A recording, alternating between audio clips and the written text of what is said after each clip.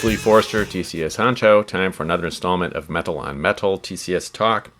In this installment, we're going to be looking at Overwatch and AT roles. My plan here is to give an overview first of Overwatch, and then we'll save the examples to the end. So I'm going to cover a lot of material. It's okay if you're not quite, if you're new to the TCS, not quite catching it. I'll show you examples of all the different kinds of Overwatch, all four types, and also an AT roles at the end of the video. The Overwatch cycle is very important in the TCS because this is sort of the interaction between the players during the action phases. One player is moving and the other player gets to react quite a bit using Overwatch to the first player's movements.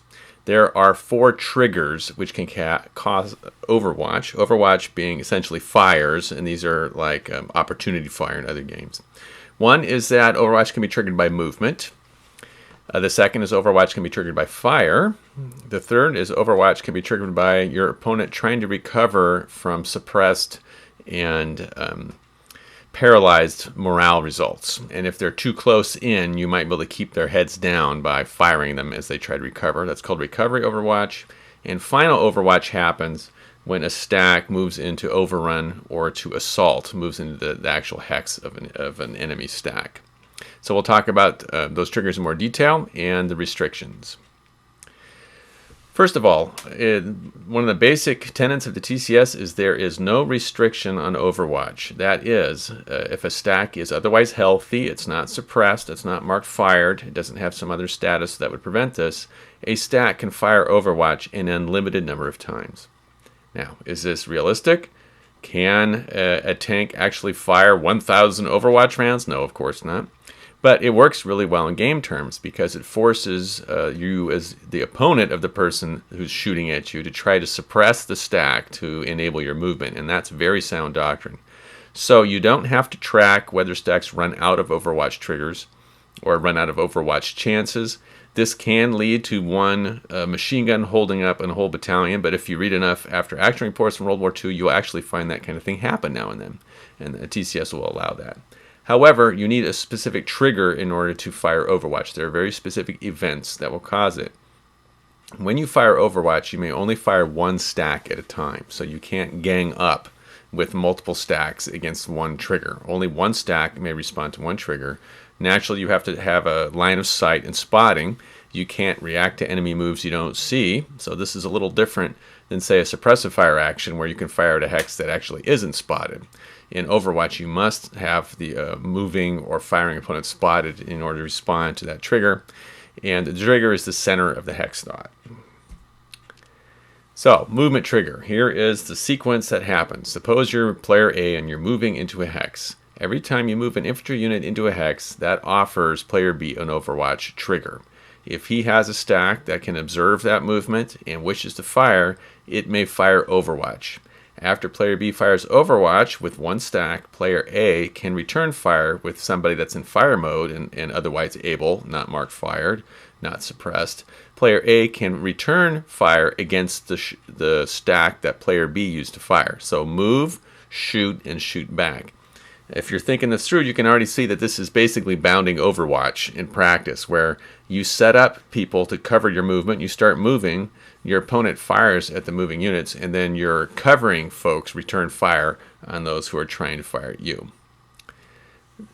Trigger is the hex moved into, and in the case of shooting into a hex that's partly or fully protective, you need to be able to trace a line of sight into both the hex being moved from and moved to. What this does is it allows units to move through woods to the edge of the woods where they're observed, but they can't be fired on by Overwatch there because the defenders didn't really have time to track them. This can let you sneak around at the edge of woods, and I'll show you that in an example later. If you're moving from one hex to another, and your opponent can see both of them and he wishes, you can use the terrain of the hex side if you wish. So that way, if you're dashing between two buildings, if the spot in between them is open, your opponent can use the open terrain firing at you. So this makes you a little more vulnerable if you're moving from panzer bushing, as we used to call it back in Panzer Blitz days. But if you're moving from protective to another protective hex with clearing in between them, mounting and unmounting, and as well as assaulting and changing mode for that matter, are not movement Overwatch triggers. A fire trigger happens when you fire an SFA at PFA or any aircraft, in the rare opportunities when they shoot at airplanes, or if on-map artillery is conducting an on-map barrage. That offers an Overwatch fire trigger, and player B returns fire. And that's it for that cycle. Shoot and return fire. A recovery trigger happens, as I mentioned, when player A tries to recover the morale state in a hex, and you do this on a hex-by-hex basis, and this happens at the end of the turn. And we'll cover that more when we get into morale in more detail. Player A recovers, so the paralyzed stat becomes suppressed, or the suppressed stat becomes regular, it loses the suppressed marker. That offers player B an Overwatch trigger as long as they can spot the hex. Now, your troops that are recovering will be in fire mode, so you're going to have to be in pretty close in order to actually have any kind of trigger here. The final kind of Overwatch is Final Overwatch. That happens when you're moving a stack into assault-style combat. This basically is the last chance for the defender to take a shot at the attacking units before they move in. Player A announces the assault or overrun, player B fires, and that's it. So there's no return Overwatch on this. It's not actually a movement-based trigger. It only happens in assault, and other units cannot get involved. Only the hex being attacked is given this Overwatch trigger. Now with vehicles, there's a few special rules. One is that a vehicle stack can respond to an Overwatch trigger and retreat instead of actually firing. This allows a defender to actually be a little bit more mobile in case a large enemy force is approaching. They can withdraw with their vehicles instead of trying to stand up and fight. Suppressed and paralyzed units cannot fire any kind of Overwatch. Units that are marked fired can only fire Overwatch at range 1. And the one exception to this is machine gun units, which are allowed to fire any kind of Overwatch even if they're marked fired. This gives machine gun units a better ability to keep forces pinned down or to kind of watch over a certain area and still have an ability to fire an SFA at the same time. Area fires are always against the whole hex. So you can have a situation, for perhaps with a movement-based Overwatch situation, where player A moves a stack of units, maybe vehicles that are immune to area fires, into a hex occupied by Area A targets. This offers an Overwatch trigger to the opponent, and the opponent can fire an Overwatch area fire, even though it can't hurt the vehicles that are moving, because they are area targets in the hex. Now these targets didn't move, but that still is perfectly fine. So you want to be very careful with your movement. When you're moving through your own units, you make them vulnerable to Overwatch fire when they otherwise would not be. AT roles, which I'll talk about at the end of this video, are also able to participate in Overwatches. And you'll see what that means in a few minutes.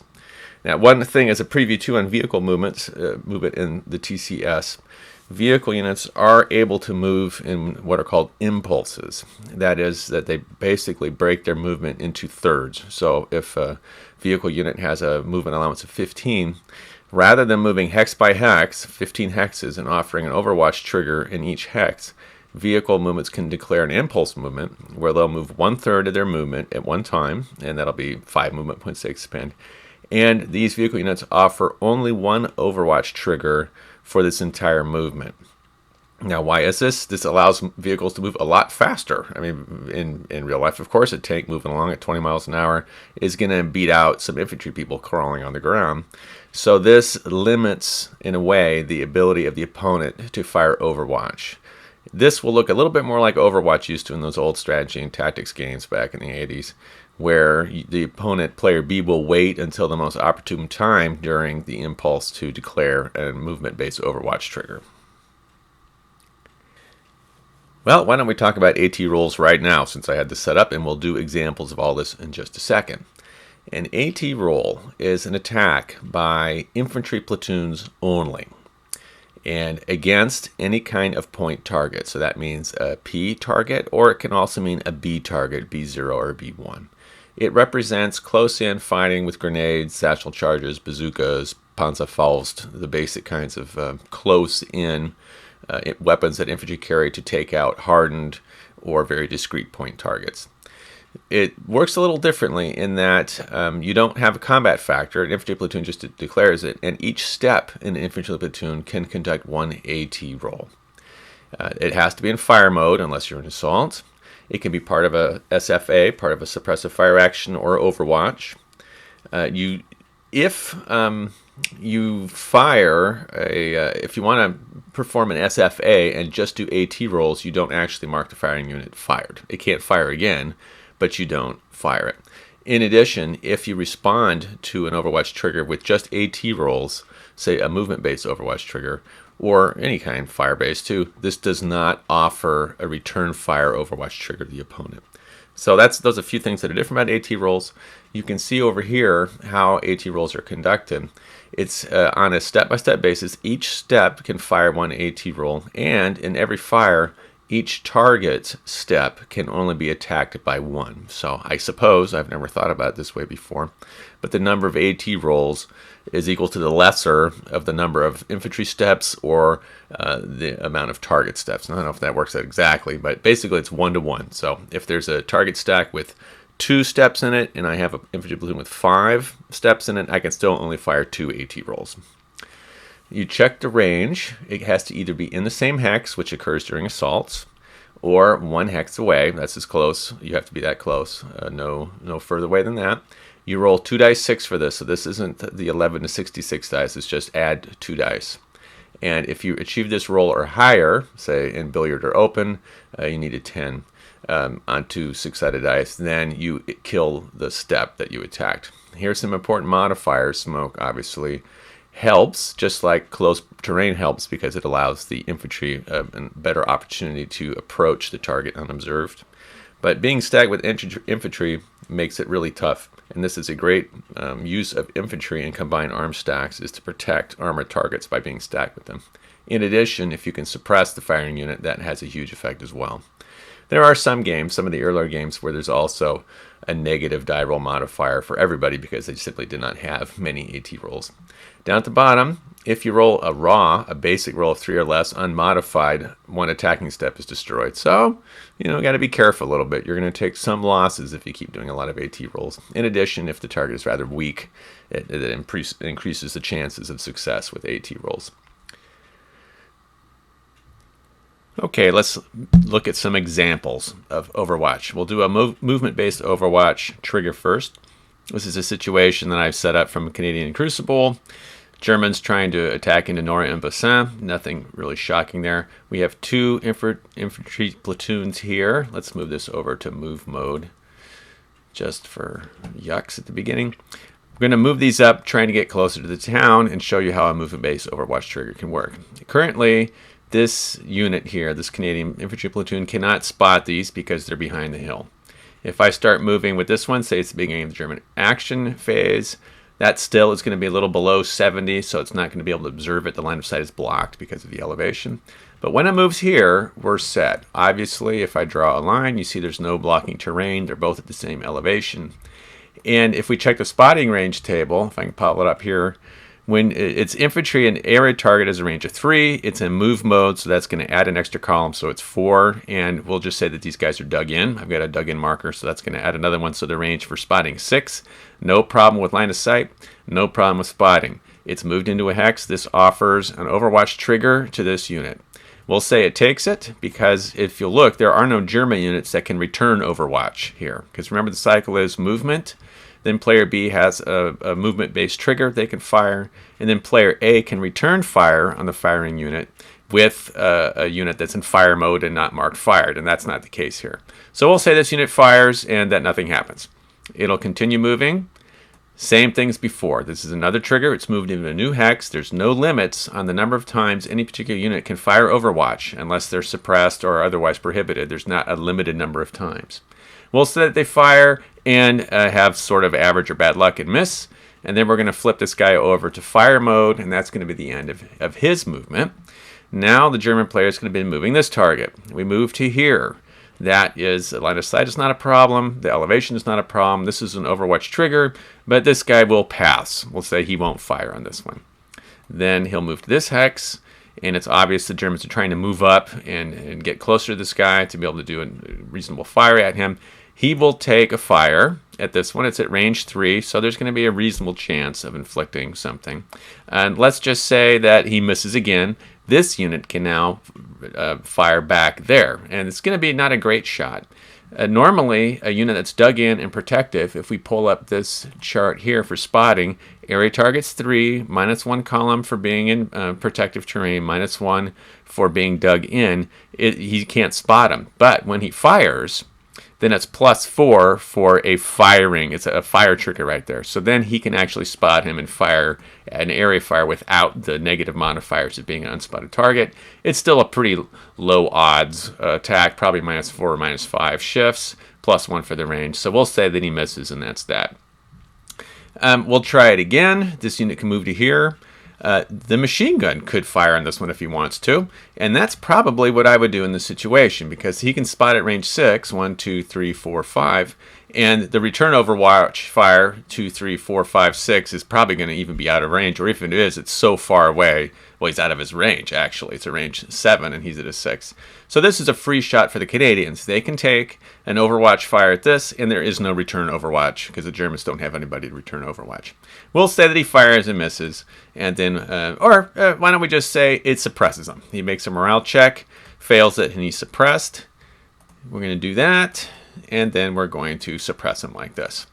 So that would be a normal sort of thing that happens in TCS, where you're trying to approach to assault. The unit you're approaching or some supporting units will be firing on you, and the Germans are going to want to put some people up in this situation to return Overwatch to help keep these guys' heads down so that you can maneuver without getting shot up totally. As you can imagine, this is also a good role for artillery and mortars to be able to suppress units you want to move up to so that they can't do a lot of Overwatch. So that's an example of a movement-based Overwatch trigger. If we, say, unsuppress them at some other point, and the Germans, if they want here, say in the next action phase, could do an SFA with both of these units firing at this. That's going to increase the odds significantly because we're up to 14, and we're +1 for range, and we're -5 roughly. Let's take a look at the charts and see what it is. If we look at the fire resolution, here the range is 2, so we have a +1. Let's take a look at the target. The target's not spotted because it isn't marked with firing. And so we're going to look at the terrain. It's in fire mode, in protective, and it's dug in, and it's not spotted, -8 shifts. So that's pretty extreme. You start here, +1 for the range, 1, 2, 3, 4, 5, 6, 7, 8. They've got a slight chance of inflicting some damage, but sometimes that's better than nothing. We'll say both of those units fire. They're marked fired. I'll flip this over. Like so. We'll say that they do no damage. So that's a Firebase Overwatch trigger. Now, one stack of the Canadians can return Overwatch. I would pick this one because it's got a better fire strength and a better range. And there isn't return Overwatch for the fire. It's just player A fires, player B shoots back. If this guy fires, say, at him, we can look at the chart. It's range 4. +1, or strength of 4. There's no extra ones because they're not at range 1 or 2, so you don't get any extra strength for the platoon steps. +1 shift for the range, and they're on this table right here, which is probably even just a little bit better than both of these heavily equipped squads or platoons firing at this unit right here.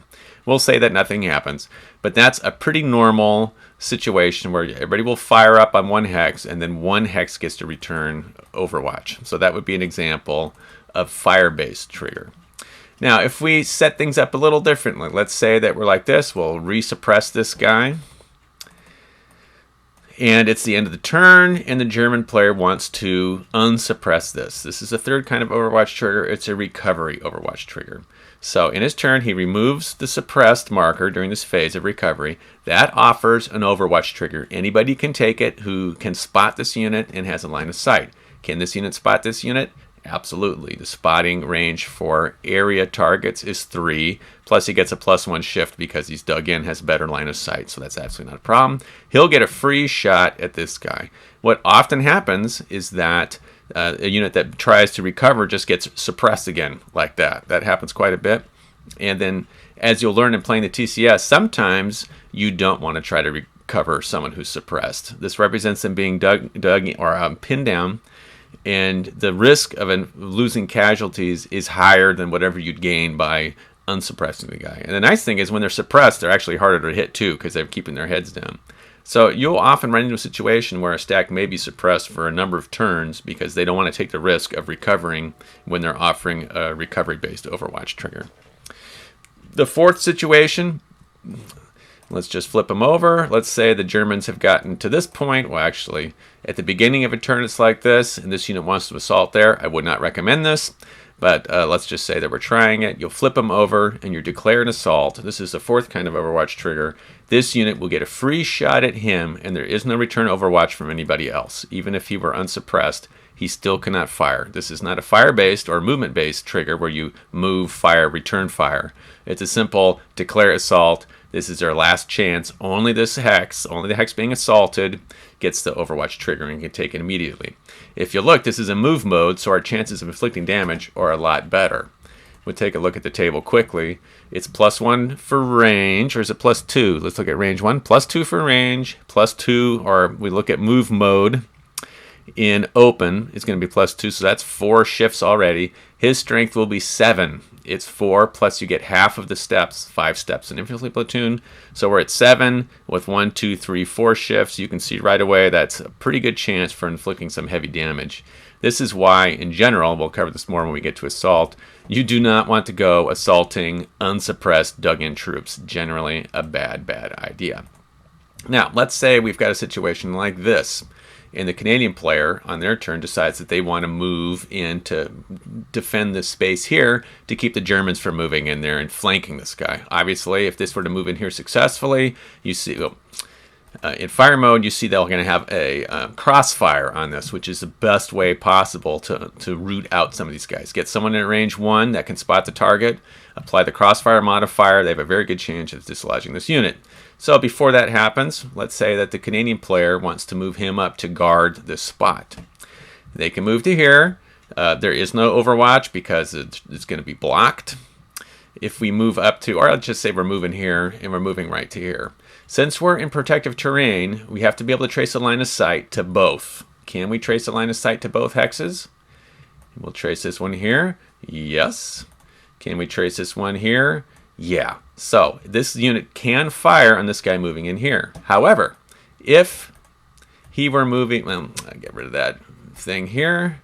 If he were starting to move from here, and let's put him right here just to make sure there's no funniness about this. And he wants to move to here. This is within spotting range. If you look at spotting range is 2 + 1 for move, so that's going to be 3 in the protective terrain. However, this unit cannot trace a line of sight to the initial hex. So this unit cannot fire on him at the movement-based trigger because in order, when you're moving in protective or partly protective, you have to be able to trace a line of sight to both the hex moving from and the hex moved to. And that allows units to move up in cover, suppose they've got the cover of woods, and enter into the position here without getting shot up right away. And he can flip over this way and that would be absolutely fine. Now, one other interesting thing here, let's move the situation a little bit. Let's say he, for some reason, wants to move from here to here. All right, we'll flip him over. He does his move. It's in protective, partly protective terrain, so we have to make sure he's got a line of sight to both. It should be obvious that he does. There's nothing blocking that. He's within spotting range. Now, here's one special thing. If you can spot him in both hexes, you can also choose the terrain right at the intersection as the terrain. You see how he's kind of running across this open section here? So this Overwatch trigger is allowed. He's in this terrain, but he's going to be treated as being in open terrain because the person firing Overwatch, responding to the Overwatch trigger, has elected to use the terrain of the spine here rather than in both hexes. And this makes it a little trickier dashing from woods across open to another woods. This unit's allowed to use the open terrain modifier when they fire. Let's take a look at a, we're going to do a point or a, whatever we're supposed to, AT roll. That's what we're working on. So let's suppose that we'll flip him over like this. And we have 2 German units that want to assault together. I'm not sure why anybody would ever want to do this, but let's just, we're in the world of pretend here. So this is a stack. We've got infantry stacked with some tanks, and they're moving up. And we'll put him here to pretend he's giving covering fire. We're moving right to here. So this is an Overwatch trigger, and this guy can fire an area fire and also do AT rolls, or he can simply do AT rolls. Now let's walk through. What would you do in this situation? If we fire an area fire and AT rolls, we're going to get return Overwatch from this unit. I mean, that's not such a big deal. You'd like to avoid it if you can, but not a big, super hairy deal. Let's make sure that he's dug in. If we want, we can just take the AT roll. Again, not to be advised here. Why is that? Let's look at the tables, and we'll look at AT rolls. The range is 1 in open. So in open or billiard, they need a 10 on 2 6-sided dice.